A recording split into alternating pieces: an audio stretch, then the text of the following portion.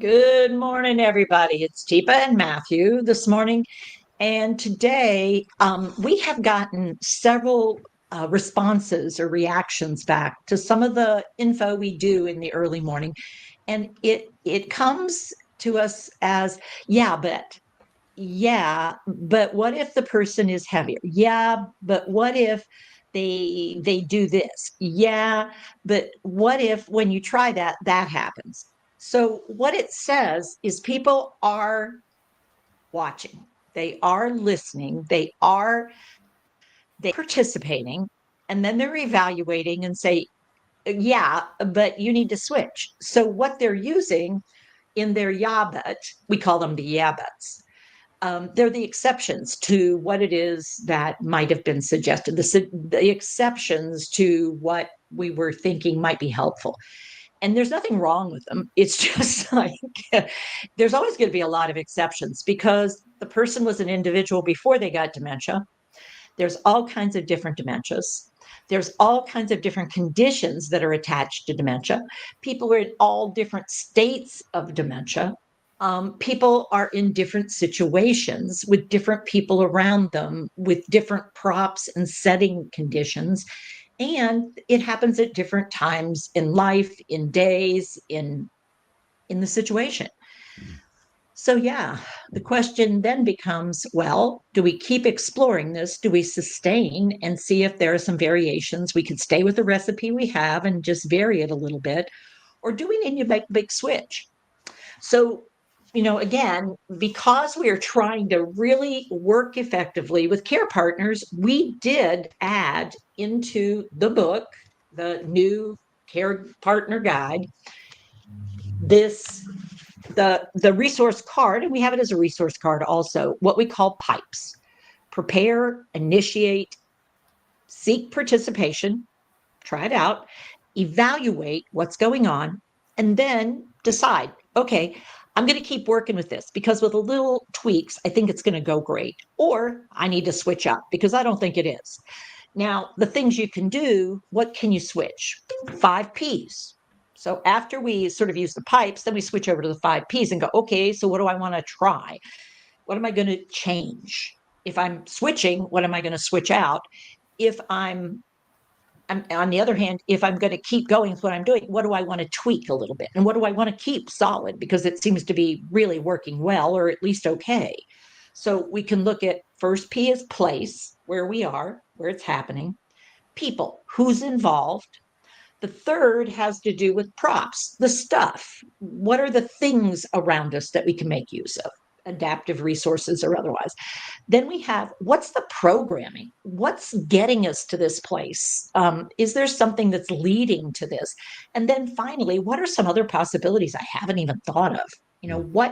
What other possibilities are there? And so a couple of examples that have come up was when we did the getting up off the floor.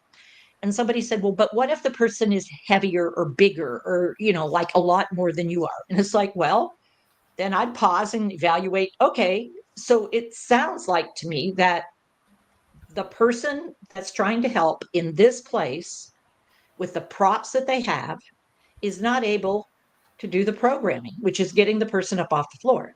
Now, one possibility is wonder how they're getting to the floor. And are we rehearsing getting up off the floor with people who have some skill? So we hear a lot, I'm it. I'm all there is. There isn't anybody else. So, Matthew, we've got to come up with either or possibility here. And I can think of two. So I'm curious what you can think of in this moment. And you guys out there, if you have thoughts, chime in. Two possibilities of people change, or something else. Okay, so what are two possibilities you can think of if you can? So, Teepa, interestingly enough, we actually had another audience member come up with a suggestion.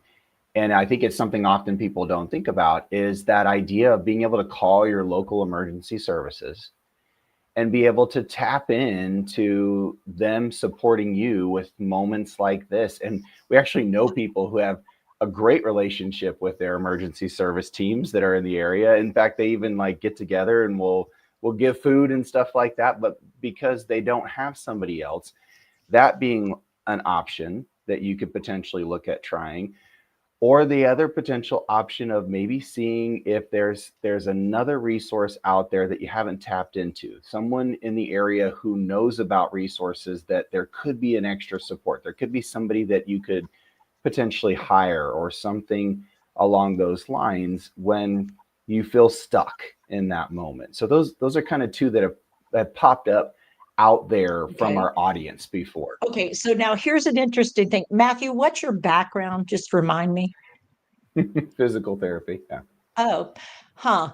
So I'm wondering, is there a possibility that I could get a referral for Hmm. PT Hmm. and get a PT and or an OT to come in and actually work with me?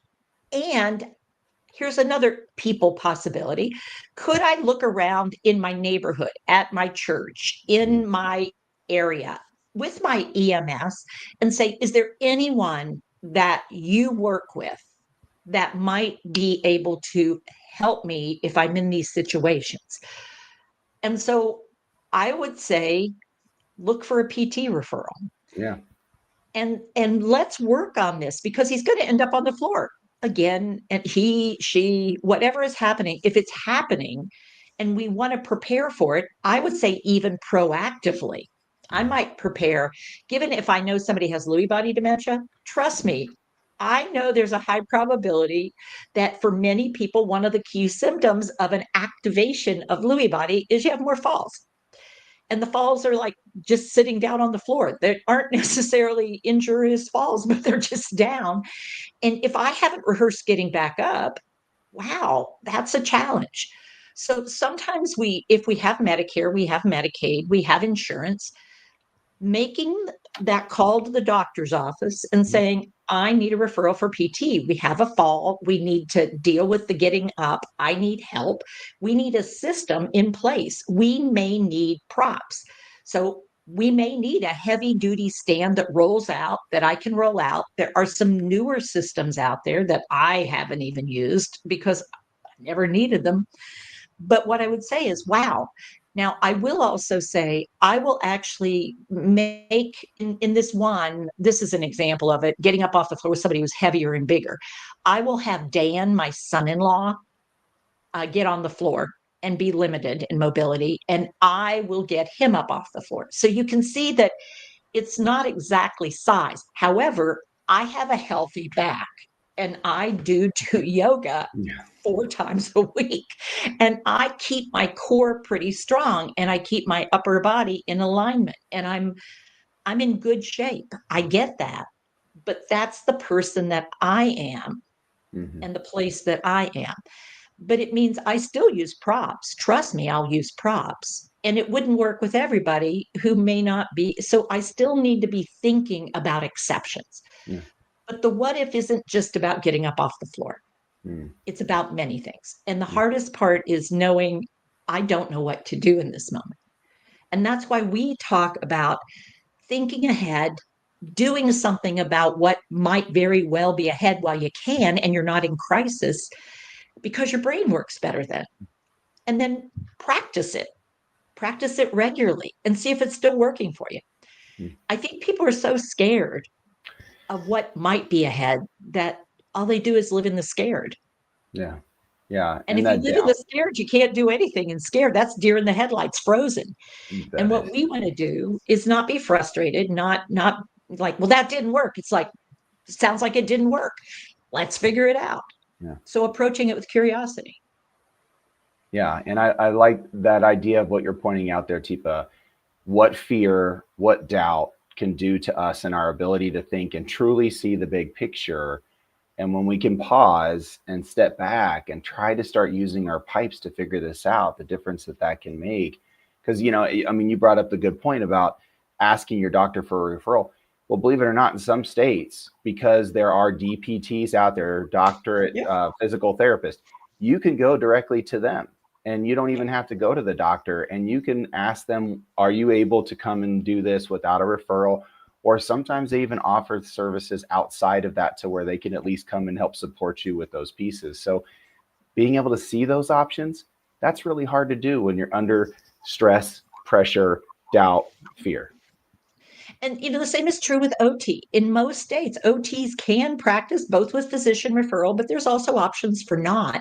And so the idea of modifying the environment, modifying the seating, modifying so there's all kinds of options. And again, we're talking about a specific example, but the bigger picture, dementia is complicated. Yeah. It's complicated for so many reasons. To believe walking into it that I should know all and I should be able to do it all, we've got to break that myth. That's a myth. There's no way. I can't do it. Matthew can't do it. None of us can do it all. It's really a question of recognizing when I'm in a bit over my depth and I could use some support. I might want to learn something, or I might just need to do something differently. Or maybe it's not me at all.